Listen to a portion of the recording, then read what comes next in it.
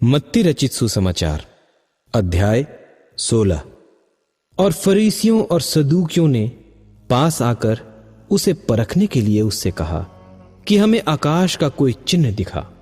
उसने उनको उत्तर दिया कि सांझ को तुम कहते हो कि खुला रहेगा क्योंकि आकाश लाल है, और भोर को कहते हो कि आज आंधी आएगी क्योंकि आकाश लाल और धुंधला है।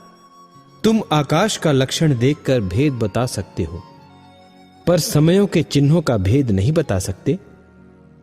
इस युग के बुरे और व्यभिचारी लोग चिन्ह ढूंढते हैं, पर यूनुस के चिन्ह को छोड़ कोई और चिन्ह उन्हें न दिया जाएगा। और वह उन्हें छोड़कर चला गया।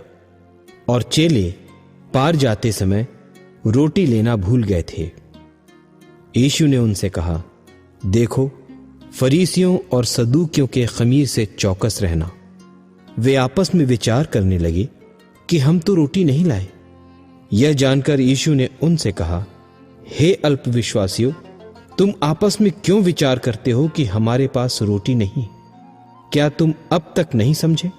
और उन 5,000 की 5 रोटी स्मरण नहीं करते? और न यह कि कितनी टोकरियां उठाई थीं?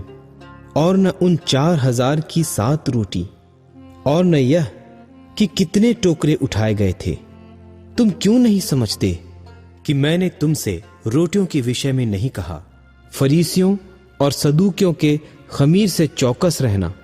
तब उनकी समझ में आया कि उसने रोटी के खमीर से नहीं, पर फरीसियों और सदूकियों की शिक्षा से चौकस रहने को कहा था। यीशु कैसरिया फिलिप्पी के देश में आकर अपने चेलों से पूछने लगा कि लोग मनुष्य के पुत्र को क्या कहते हैं?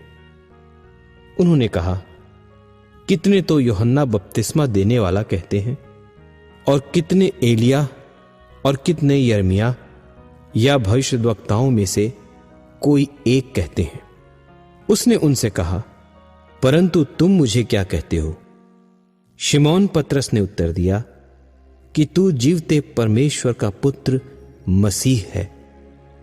यीशु ने उसको उत्तर दिया कि हे शिमोन, योना के पुत्र, तू धन्य है, क्योंकि मांस और लहू ने नहीं, परंतु मेरे पिता ने जो स्वर्ग में है यह बात तुझ पर प्रकट की है। और मैं भी तुझसे कहता हूं कि तू पतरस है, और मैं इस पत्थर पर अपनी कलीसिया बनाऊंगा, और अधोलोक के फाटक उस पर प्रबल न होंगे। मैं तुझे स्वर्ग के राज्य की कुंजियां दूंगा, और जो कुछ तू पृथ्वी पर बांधेगा वह स्वर्ग में बंधेगा, और जो कुछ तू पृथ्वी पर खोलेगा वह स्वर्ग में खुलेगा। तब उसने चेलों को चिताया कि किसी से न कहना कि मैं मसीह हूं। उस समय से यीशु अपने चेलों को बताने लगा कि मुझे अवश्य है कि यरूशलेम को जाऊं और पुरनियों और महायाजकों और शास्त्रियों के हाथ से बहुत दुख उठाऊं और मार डाला जाऊं और तीसरे दिन जी उठूं। इस पर पतरस उसे अलग ले जाकर झिड़कने लगा कि हे प्रभु, परमेश्वर न करे, तुझ पर ऐसा कभी ना होगा। उसने फिर कर पतरस से कहा, हे शैतान, मेरे सामने से दूर हो, तू मेरे लिए ठोकर का कारण है, क्योंकि तू परमेश्वर की बातें नहीं पर मनुष्यों की बातों पर मन लगाता है।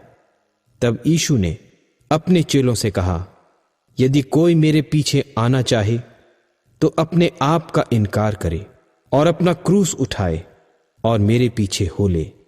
क्योंकि जो कोई अपना प्राण बचाना चाहे वह उसे खोएगा, और जो कोई मेरे लिए अपना प्राण खोएगा वह उसे पाएगा। यदि मनुष्य सारे जगत को प्राप्त करे और अपने प्राण की हानि उठाए तो उसे क्या लाभ होगा? या मनुष्य अपने प्राण के बदले में क्या देगा? मनुष्य का पुत्र अपने स्वर्गदूतों के साथ अपने पिता की महिमा में आएगा, और उस समय वह हर एक को उसके कामों के अनुसार प्रतिफल देगा। मैं तुमसे सच कहता हूं कि जो यहां खड़े हैं उनमें से कितने ऐसे हैं कि जब तक मनुष्य के पुत्र को उसके राज्य में आते हुए न देख लेंगे।